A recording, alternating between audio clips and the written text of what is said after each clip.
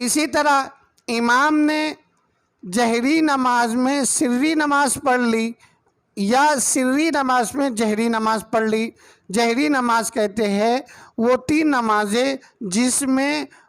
زور سے یعنی بلند آواز کے ساتھ قرات کرنا پڑتا ہے، مثلا فجر کی نماز اور مغرب کی نماز اور عشاء کی نماز۔ یہ 3 نمازیں ہیں جس میں جہری یعنی بلند آواز کے ساتھ قرات کرنا پڑتا ہے، اور سری نماز ظہر عصر ہے۔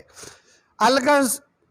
کسی نے جہری یعنی جس میں بلند آواز کے ساتھ قرات کرنا رہتا ہے یعنی فجر کی نماز میں یا مغرب عشاء کے اندر کہ اس میں سے کسی نماز کے اندر بلند آواز کے ساتھ پڑھنا تھا، انہوں نے آہستہ سے قرات پڑھ لیا، آہستہ سے قرات پڑھ لیا، تو یاد رہے ایسے شخص پر سجدہ سہو واجب۔ اسی طریقے سے جو سری نماز ہے جیسا کہ ظہر اور عصر کی نماز جس میں آہستہ سے قرات کرنا پڑتا ہے، اور آہستہ سے قرات کے بجائے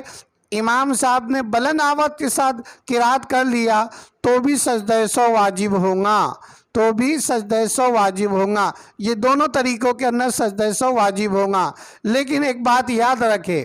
اب امام صاحب کی قرات کو دیکھا جائے گا، مثلا جہری نماز میں سری یا سری نماز میں جہری جو قرات کری ہے وہ دیکھا جائے گا، یعنی 3 چھوٹی آیتوں سے کم، یعنی 1 یا 2 آیتیں پڑھی، یا بڑی آیت جو ہوتی ہے 3 آیتوں کے بمقدار اس سے تھوڑا سا پڑھا، تو یہ دیکھا جائے گا اگر یہ تھوڑی سی قرات کی تھی بطور مثال بسم اللہ الرحمن الرحیم، کس امام صاحب نے پڑھنا شروع کر دیا انا اعطیناک الکوثر، یہ سری نماز کے اندر امام صاحب نے زور سے پڑھنا شروع کر دیا، مقتدی نے سبحان اللہ الحمدللہ اللہ اکبر اس طریقے سے انہوں نے لقمہ دے دیا، تو امام صاحب سمجھ گئے کہ نہیں مجھے تو سری نماز پڑھانا تھا، میں نے جہری نماز پڑھا دی، تو لہٰذا اب دیکھا جائے گا امام صاحب نے قرات کتنی کی۔ اگر انہوں نے 1 آیت پڑھی انا اعطیناک الکوثر، اتنی چھوٹی آیت پڑھ لی تو سجدہ سہو واجب نہیں۔ اگر 3 آیتیں بمقدار پڑھ لی تو یاد رہے سجدہ سہو واجب ہو جاتا ہے، یاد رہے سجدہ سہو واجب ہو جاتا ہے۔